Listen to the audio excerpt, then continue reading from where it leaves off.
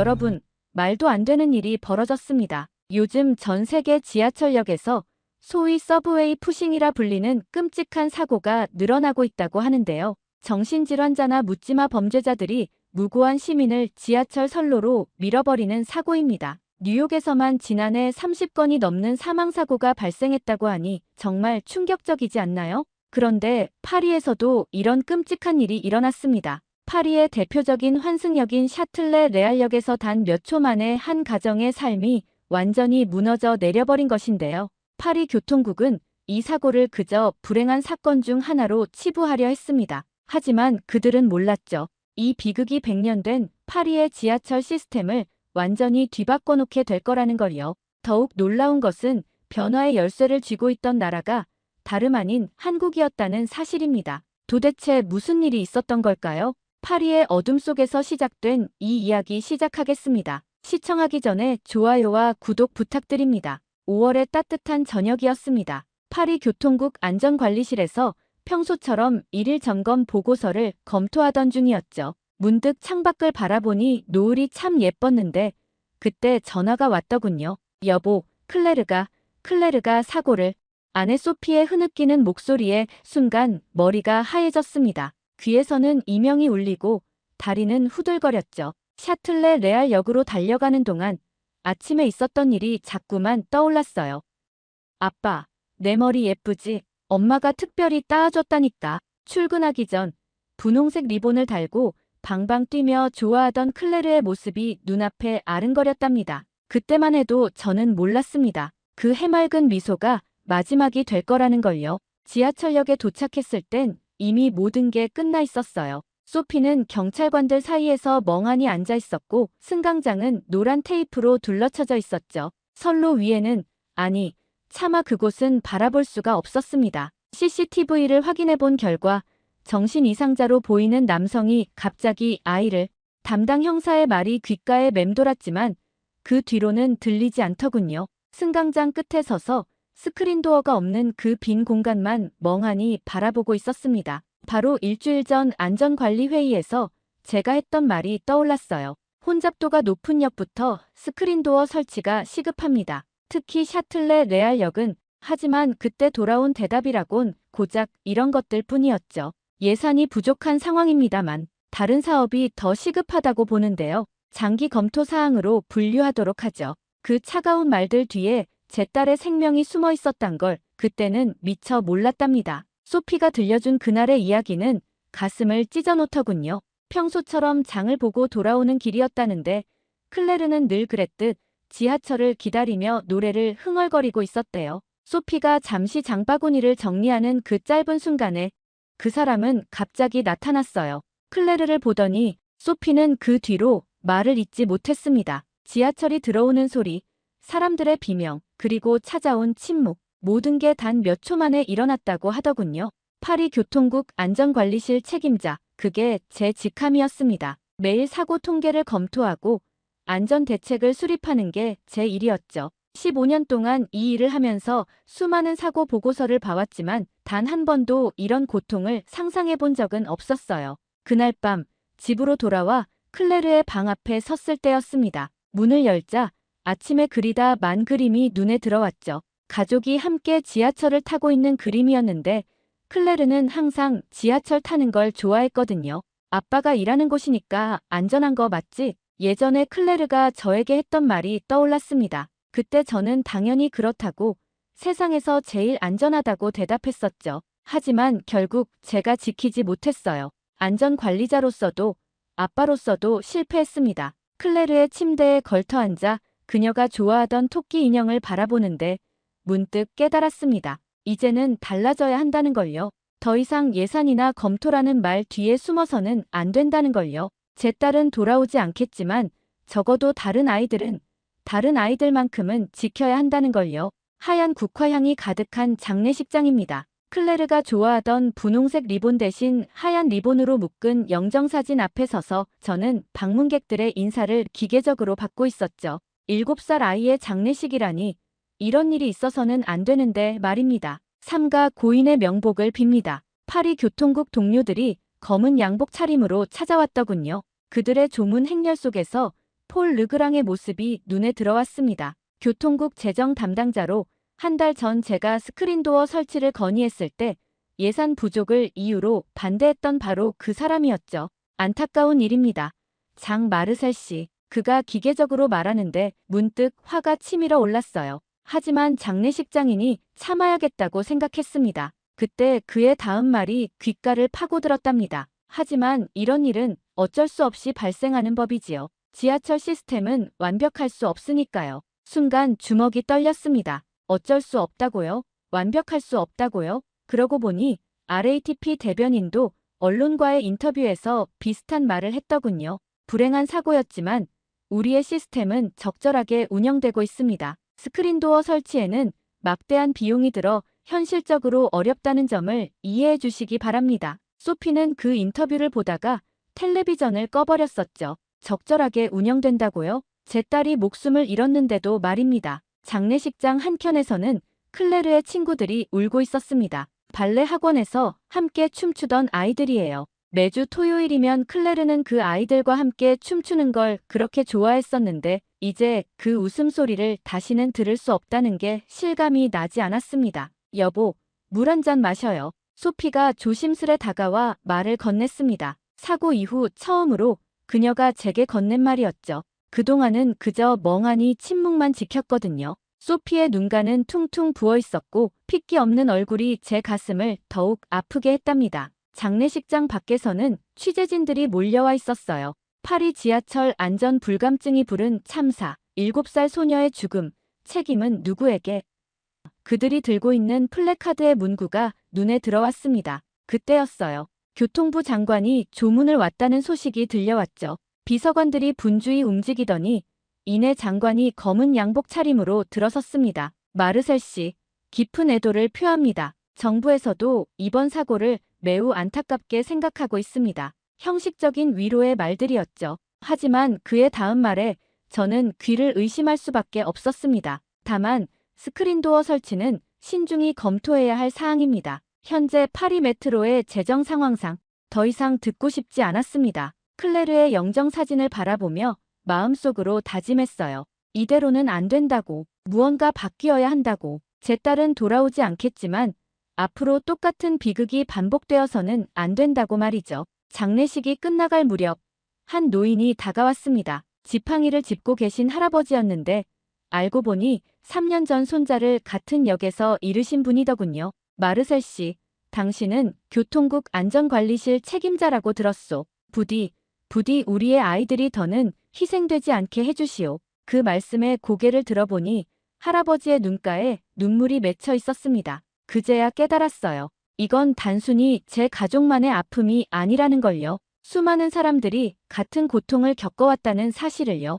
클레르의 관이 화장터로 향하는 것을 지켜보면서 저는 마음 깊이 결심했습니다. 이제는 제가 나서야 한다고요. 시스템을 바꾸고 안전한 지하철을 만들어야 한다고요. 그것이 아빠로서 그리고 안전관리자로서 제가 클레르에게 할 수 있는 마지막 도리라고 생각했답니다. 파리 교통국 본관 8층 회의실로 향하는 발걸음이 무거웠습니다. 클레르의 장례식이 끝난 지 일주일, 저는 다시 일상으로 돌아와야만 했죠. 하지만 이제는 달라질 겁니다. 더 이상 침묵하지 않을 테니까요.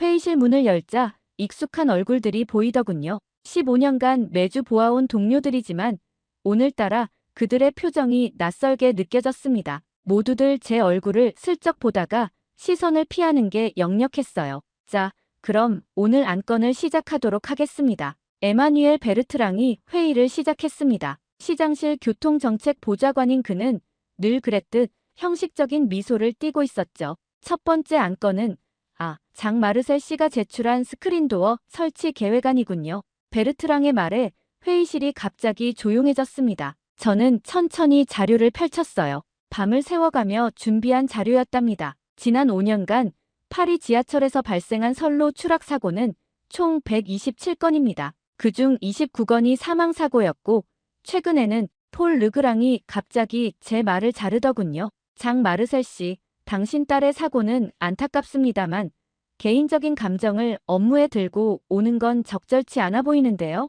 순간 화가 치밀었지만 침착하게 대답했습니다. 이건 개인적인 감정이 아닙니다. 우리가 15년간 미뤄온 안전의 문제입니다. 제가 준비한 예산 분석표를 보시면 이번에는 노조 대표인 기욤 라로슈가 끼어들었어요. 스크린도어가 설치되면 영무원들의 일자리는 어떻게 되는 겁니까? 자동화는 곧 구조조정으로 이어질 텐데요.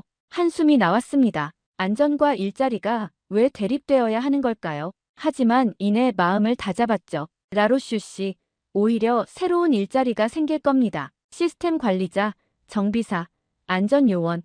제가 작성한 고용 창출 효과를 보시면 30억 유로라고요? 폴 르그랑이 숫자를 보더니 코웃음을 쳤습니다. 장 마르셀 씨, 현실적으로 생각해 보시죠. 이런 예산이 어디서 나온다고 보십니까? 파리 시민들의 세금으로 충당할 생각이신가요? 그때였어요. 제 심장이 터질 듯이 뛰는 걸 느꼈습니다. 주머니에서 사진 한 장을 꺼냈죠. 클레르의 마지막 생일 파티 사진이었어요. 르그랑 씨, 제 딸의 생명이 30억 유로보다 가치가 없다고 생각하시나요? 회의실이 얼어붙었습니다. 만약 당신의 자녀가 그날 그 자리에 있었다면 지금도 같은 말씀을 하고 계실까요? 아무도 대답하지 않더군요. 이내 베르트랑이 어색한 기침을 하며 말을 이었습니다. 자, 감정적으로 접근하진 맙시다. 장 마르셀 씨의 제안은 장기 검토 사항으로 분류하고 검토라고요? 저도 모르게 목소리가 높아졌습니다. 클레르가 숨졌을 때도 당신들은 검토를 운운했습니다. 3년 전 그 할아버지의 손자가 사고를 당했을 때도 검토 중이었다죠. 도대체 언제까지 검토만 하실 건가요? 자리에서 벌떡 일어나 창가로 걸어갔습니다. 창 너머로 파리의 거리가 보였어요. 수많은 사람들이 지하철역으로 향하고 있었죠. 그들 중에는 누군가의 자녀도 부모도 있을 겁니다. 여러분, 우리가 매일 보는 이 숫자들, 이건 단순한 통계가 아닙니다. 한 생명, 한 생명의 이야기입니다. 그들에게는 가족이 있고 꿈이 있고 잠시 숨을 고르고 다시 말을 이었죠. 우리가 변하지 않으면 또 다른 클레르가 생길 겁니다. 또 다른 아버지가 이 자리에 서서 절규하게 될 거고요. 그때 우리는 뭐라고 답할 건가요? 또 검토 중이라고요? 회의실은 깊은 침묵에 빠졌습니다. 그때 뜻밖의 목소리가 들렸어요.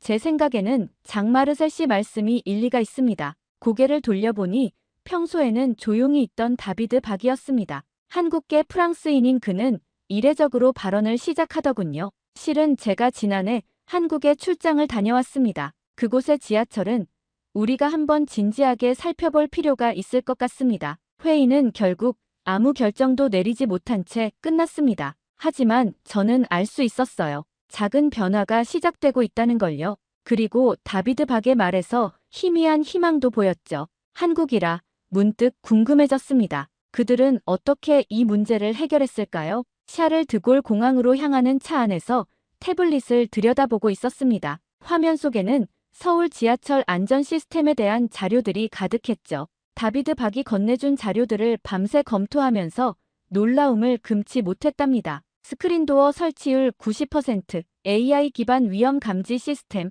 실시간 모니터링, 옆자리에서 운전하던 미카엘 송이 빙그레 웃더군요. 제가 늘 말씀드렸잖습니까? 한국은 2003년 대구 지하철 참사 이후로 완전히 달라졌어요. 그들은 비극을 교훈으로 삼아 세계에서 가장 안전한 지하철을 만들어냈죠. 창밖으로 스쳐 지나가는 파리의 풍경이 왠지 모르게 쓸쓸해 보였습니다. 우리는 왜 그러지 못했을까요? 왜 더 일찍 변화하지 못했을까요? 그 생각을 하니 가슴 한켠이 아려왔어요. 여보, 꼭 좋은 소식 갖고 돌아와요. 출발 전 소피가 했던 말이 떠올랐습니다. 사고 이후 처음으로 그녀의 눈빛에서 희망을 봤었죠. 클레르의 사진을 지갑에 넣으면서 소피가 덧붙였던 말도 기억에 남더군요. 우리 클레르가 아빠를 도와줄 거예요. 천국에서 비행기 탑승 시간까지 아직 여유가 있어서 공항 카페에 들러 미카엘 송과 이야기를 나눴습니다. 그는 한국계 프랑스인으로 파리 교통국에서 10년째 일하고 있는 유능한 엔지니어였죠. 사실 처음엔 저도 반신반의했습니다. 미카엘이 커피를 한 모금 마시며 말을 이었어요. 한국이 어떻게 그렇게 빨리 시스템을 바꿀 수 있었는지 의아했거든요. 하지만 2년 전 출장을 다녀오고 나서 깨달았죠. 그들에게 안전은 선택이 아닌 필수였다는 걸요. 창 너머로 이륙을 준비하는 비행기들이 보였습니다. 문득 15년 전 처음 안전관리실에 발령받았을 때가 떠올랐어요. 그때 저는 젊은 패기로 가득 차 있었고 파리의 지하철을 더 안전하게 만들겠다는 꿈이 있었죠. 그런데 언제부터였을까요? 저도 모르게 중얼거렸습니다. 무엇이 언제부터였죠? 미카엘이 물었어요. 시스템에 타협하기 시작한 게, 그들의 말대로 현실적으로 생각하자며 이상을 접기 시작한 게 도대체 언제부터였을까요?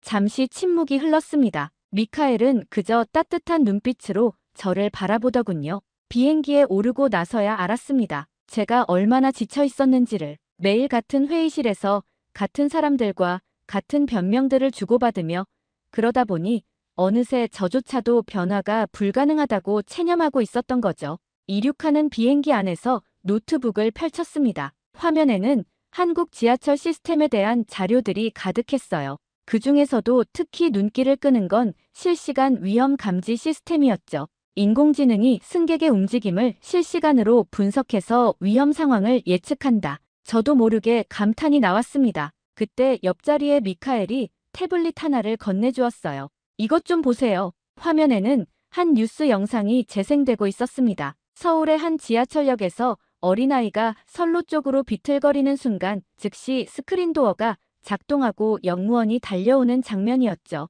단 3초, 미카엘이 말했습니다. 위험 상황 감지부터 대응까지 단 3초가 걸렸어요. 만약 그날 우리 역에도 이런 시스템이 있었다면 말을 끝맺지 못했지만 저는 알 수 있었어요. 그의 마음을, 우리 모두의 마음을. 인천국제공항에 도착하자마자 느껴지는 분위기가 달랐습니다. 입국장에서부터 빈틈없는 시스템의 흔적이 보이더군요. 미카엘은 제게 지하철을 타고 서울로 가보자고 제안했어요. 파리와 얼마나 다른지 직접 경험해 보셔야 합니다. 공항 철도를 타는 순간 저는 충격을 받았습니다. 스크린도어는 기본이었고 승강장의 모든 벽면이 하나의 거대한 스마트 시스템처럼 작동하고 있었거든요. 이게 다 실시간으로 움직이는 건가요? 미카엘이 고개를 끄덕였습니다. 네, 모든 승강장에 AI 기반 혼잡도 예측 시스템이 설치되어 있어요. 승객의 밀도와 혼잡률을 실시간으로 분석해서 보통부터 심각까지 4단계로 표시한답니다.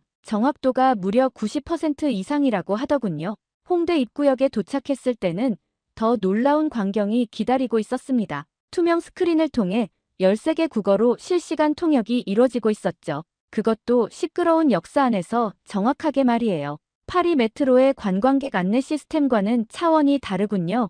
저도 모르게 한숨이 나왔습니다. 우리가 몇 년째 검토만 하고 있던 다국어 안내 시스템이 여기서는 이미 완벽하게 구현되어 있었으니까요. 이건 정말 놀라운데요. CCTV 관제실을 둘러보면서 감탄이 절로 나왔습니다. 생성형 AI가 실시간으로 영상을 분석하며 이상 행동을 감지하고 있었어요. 흉기 소지는 물론 에스컬레이터에서 쓰러지는 것까지 즉시 포착한다고 하더군요. 이런 시스템이 있었다면 목이 메어 말을 잇지 못했습니다. 그날 클레르를 밀었던 그 남자를 미리 막을 수 있지 않았을까요? 마르셀 씨, 이쪽을 보세요. 관제실 책임자가 3D 디지털 트윈 맵을 보여주었습니다.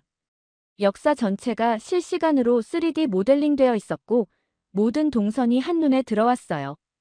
이 시스템 덕분에 사고 발생 시 대응 시간이 72.7% 단축됐다고 해요. 실제로 얼마 전에 그의 설명을 들으면서 문득 파리의 회의실이 떠올랐습니다. 그들이 비현실적이라고 했던 것들이 여기서는 이미 현실이 되어 있었죠. 자, 이제 가장 중요한 걸 보여드리죠. 미카엘이 저를 5호선의 한 역으로 안내했습니다. 그곳에서 특별한 시연을 준비해뒀다고 하더군요. 이건 최근에 도입된 생성형 AI CCTV 분석 시스템입니다. 이상 행동을 실시간으로 감지해서 텍스트로 변환하고 즉시 관제센터로 전송하죠. 시연이 시작되자 모니터에 놀라운 장면이 펼쳐졌습니다. 연기자가 흉기처럼 보이는 물체를 소지하고 들어오자 즉시 AI가 이를 감지하고 경보를 울렸어요. 순찰 인력이 출동하기까지 걸린 시간은 고작 40초. 기존 대비 64.3% 순찰 시간이 단축됐다고 합니다.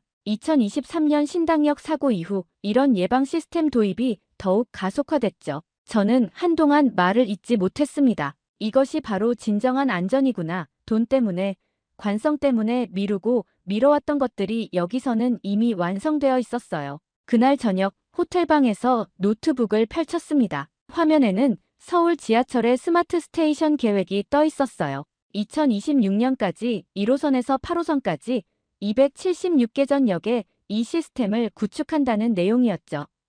여보, 소피에게 전화를 걸었습니다. 뭔가 찾으셨나요? 네, 찾았어요. 우리가 찾던 답을. 목소리가 떨렸습니다. 혹시 클레르가 한국에 태어났다면 아마 지금 더 이상 말을 잇지 못했지만 소피는 이해한 듯 했어요. 알아요, 여보. 이제라도 바꿀 수 있다면 좋겠네요. 창밖으로 서울의 밤거리가 반짝였습니다. 그 불빛들 속에서 저는 다시 한번 다짐했어요. 반드시 파리를 변화시키겠다고. 더 이상 누구도 저처럼 소중한 일을 잃지 않도록 말이죠. 서울역에 도착한 순간 저는 그만 발걸음을 멈춰야 했습니다. 파리의 지하철역과는 완전히 다른 광경이 눈앞에 펼쳐졌기 때문이었죠. 반짝이는 바닥, 깔끔하게 정돈된 승강장, 그리고 무엇보다 승객들의 안전을 완벽하게 지켜주는 스크린도어까지. 마르셀 씨, 괜찮으세요? 미카엘이 걱정스러운 눈빛으로 물었습니다. 제 눈에 눈물이 고여 있었나 봅니다. 이곳은 마치 다른 세상 같네요. 지하철을 기다리는 사람들의 모습도 달랐습니다. 파리에서는 늘 사람들이 불안한 듯 선로 쪽을 힐끗거리며 서 있었는데 여기서는 모두가 편안한 표정으로 스마트폰을 보거나 이야기를 나누고 있더군요. 그들에게 선로 추락이란 걱정은 존재하지 않는 듯 했어요. 김상훈 부장님을 만나러 가볼까요? 한국 지하철 연구소로 향하는 길, 미카엘이 이곳의 역사를 설명해 주었습니다. 2003년 대구 지하철 참사 이야기를 들으며 가슴이 먹먹해졌어요. 192명의 소중한 생명을 잃은 그날의 아픔이 오늘날의 혁신을 만들어냈다는 사실이 마음을 울리더군요. 안녕하세요, 마르셀 씨. 김상훈 부장이 따뜻한 미소로 우리를 맞아주었습니다. 60대 중반으로 보이는 그의 눈가에는 세월의 흔적이 담겨 있었어요. 20년 전, 우리도 당신처럼 절망했었습니다. 그가 조용히 말을 이었어요. 하지만 우리는 그 아픔을 디딤돌로 삼기로 했죠. 다시는 이런 일이 없어야 한다는 한마음으로 모두가 뭉쳤습니다. 연구소 내부를 둘러보는 동안 저는 계속해서 충격을 받아야 했습니다. 실시간으로 작동하는 통합 관제 시스템, 단 한 명의 승객도 놓치지 않는 AI 카메라, 그리고 0.1초 단위로 작동하는 자동 제동 장치까지. 이건 정말 놀랍군요. 관제실 화면을 바라보며 감탄사가 절로 나왔습니다. 수많은 모니터에는 실시간으로 각 역사의 상황이 중계되고 있었고 AI가 승객들의 동선을 자동으로 분석하며 위험 상황을 예측하고 있었죠. 잠깐 이쪽을 보시죠. 김상훈 부장이 특별한 영상을 보여주었습니다. 한 어린아이가 장난삼아 선로 쪽으로 뛰어가려는 순간 즉시 스크린도어가 잠기고 영무원이 현장에 도착하는 장면이었어요. 총 소요 시간 10초입니다. 위험 감지부터 대응까지 단 10초면 충분하죠. 저도 모르게 눈물이 흘렀습니다. 만약 그날 파리에도 이런 시스템이 있었다면 클레르도 살아있지 않았을까요? 여기 좀 보세요. 김 부장이 또 다른 화면을 가리켰습니다. 어떤 남성이 불안정한 걸음걸이로 역사를 서성이고 있었어요. 이 사람, 뭔가 이상하지 않나요? 네, 술에 취한 것 같기도 하고 AI가 이미 경보를 울렸습니다. 저 사람의 동선과 행동 패턴이 위험군으로 분류됐거든요.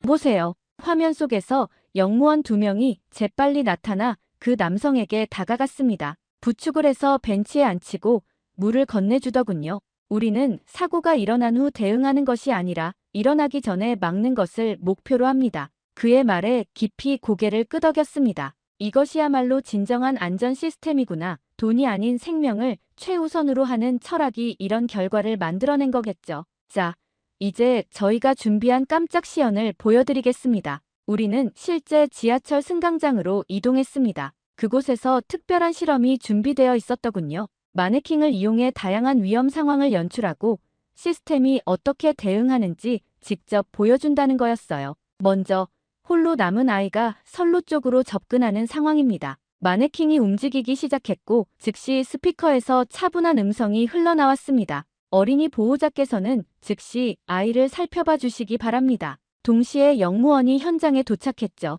다음은 취약계층 승객의 이상 행동 상황입니다. 이번에는 노인 마네킹이 비틀거리는 시연이 이어졌고 시스템은 더욱 신속하게 반응했습니다. 놀라운 건 이 모든 게 자동으로 이뤄진다는 거예요. 미카엘이 설명을 덧붙였습니다. AI가 상황을 판단하고 최적의 대응을 선택하죠. 여기에 인력이 더해져 더블 체크가 이뤄집니다. 시연이 끝나고 김상훈 부장의 사무실에서 차를 마시며 이야기를 나눴습니다. 그가 한 말이 특히 가슴에 와닿더군요. 기술은 돈으로 살 수 있습니다. 하지만 안전에 대한 철학은 그렇지 않죠. 우리는 너무 큰 대가를 치르고 이 철학을 얻었습니다. 창밖으로 지하철이 도착하는 소리가 들렸습니다. 이제는 그 소리가 더 이상 불안하게 들리지 않더군요. 저는 결심했습니다. 이 시스템을, 이 철학을 반드시 파리로 가져가야겠다고요. 그리고 그들에게 보여줘야겠다고요. 변화는 불가능한 게 아니라는 것을,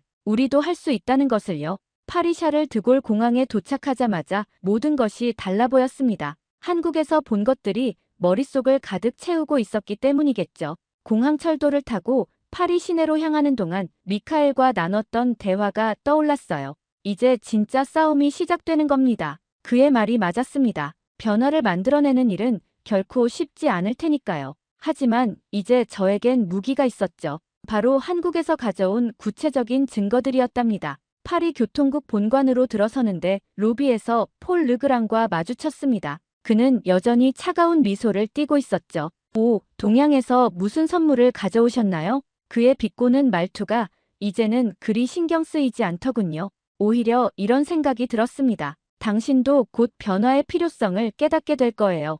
회의실에 들어서자 이전과는 다른 분위기가 느껴졌습니다. 제가 한국을 다녀왔다는 소식이 이미 퍼져 있었나 봅니다. 호기심 어린 시선들이 저를 향하고 있었죠. 프레젠테이션을 시작했습니다. 김상훈 부장에게 받은 자료들, 직접 찍은 영상들, 그리고 가장 중요한 비용 대비 효과 분석 자료까지. 특히 마지막 자료는 밤을 새워가며 미카엘과 함께 준비한 것이었어요. 보시다시피 한국의 스크린도어 설치 비용은 우리가 예상했던 것의 절반 수준입니다. 더구나 유지보수 비용까지 고려하면 폴 르그랑이 또다시 말을 자르려 했지만 이번에는 제가 먼저 손을 들어 제지했습니다. 잠시만요. 제가 준비한 영상을 먼저 보시죠. 스크린에는 서울 지하철의 실시간 대응 시스템이 상영되기 시작했습니다. 위험 상황이 발생하고 단 몇 초 만에 모든 것이 통제되는 모습에 회의실이 숙연해졌어요. 자, 이제 우리 파리의 현실을 보시겠습니다.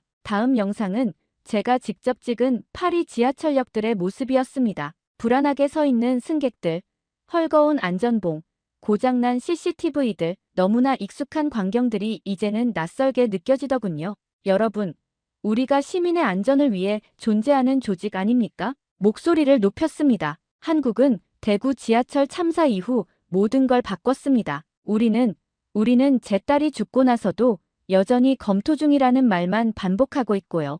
회의실이 조용해졌습니다. 에마뉘엘 베르트랑이 안경을 고쳤으며 입을 열었어요. 하지만 예산이 여기 있습니다. 서류 한 장을 꺼냈습니다. 한국의 기술 도입 비용과 파리 실정에 맞는 예산 계획안이었죠. 게다가 EU 교통안전기금을 신청할 수도 있습니다. 제가 이미 담당자와 상담을 마쳤고요. 그때였습니다. 뜻밖의 목소리가 들려왔어요. 저도 한 말씀 드려도 될까요? 다비드 박이 자리에서 일어났습니다. 그의 표정이 평소와는 달랐어요. 사실 제 아들이 2년 전 한국 지하철을 경험했습니다. 어느 날 전화가 왔더군요. 승강장에서 넘어질 뻔했는데 스크린도어 덕분에 무사했다고요. 회의실의 공기가 미묘하게 달라지는 걸 느낄 수 있었습니다. 만약 그때 그곳에 이런 안전장치가 없었다면 저도 장 마르셀 씨처럼 그의 목소리가 떨렸습니다. 더 이상 미룰 수 없습니다. 우리 모두 알고 있지 않습니까? 언제까지 비용을 핑계로 생명의 가치를 저버릴 건가요?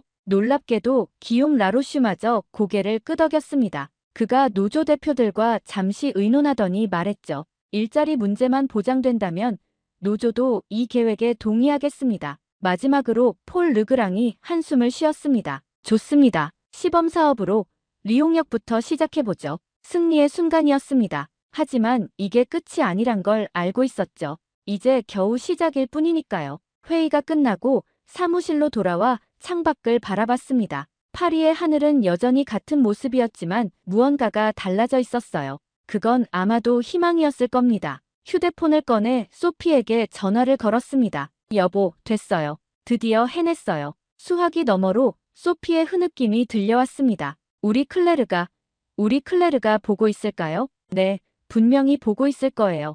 이제 파리가 달라질 거라는 걸요. 3개월이 지난 어느 봄날 아침, 파리 리옹역 공사 현장에서 특별한 만남이 있었습니다.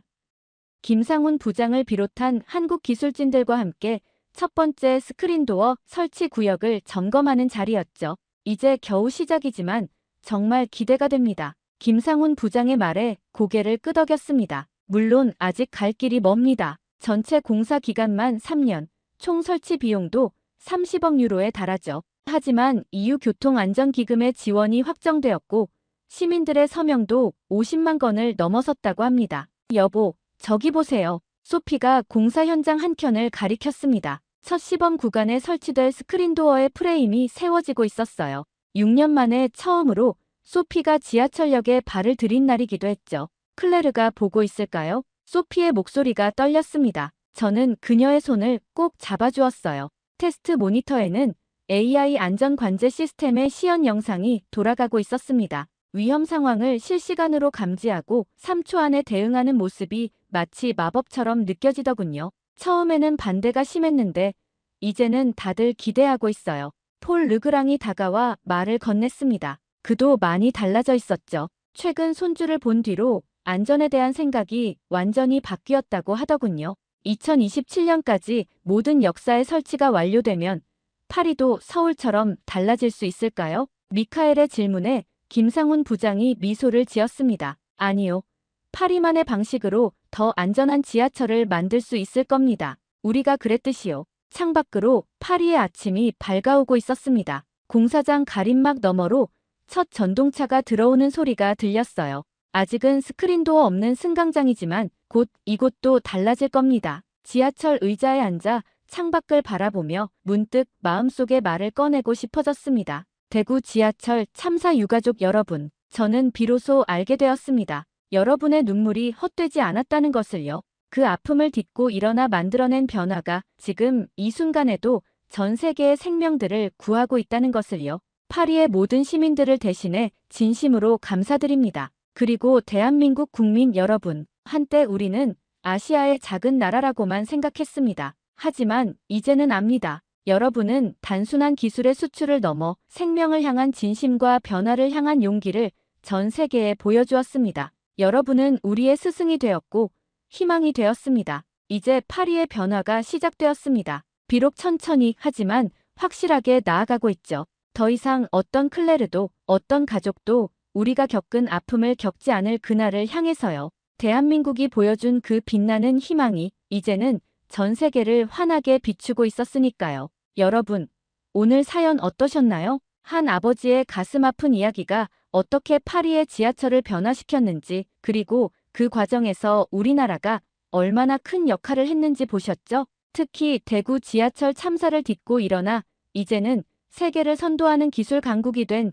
우리나라의 모습을 보니 가슴이 뭉클하지 않으신가요? 앞으로도 이렇게 세계를 놀라게 하는 대한민국의 이야기들을 계속해서 전해드리도록 하겠습니다. 여러분의 좋아요와 구독하기는 이런 자랑스러운 우리의 이야기를 더 많은 분들께 알릴 수 있는 힘이 된답니다. 그리고 혹시 한국 지하철의 또 다른 장점이 있다면 댓글로 꼭 공유해주세요. 다음 영상에서 여러분의 이야기를 다뤄볼 수도 있겠네요. 감사합니다.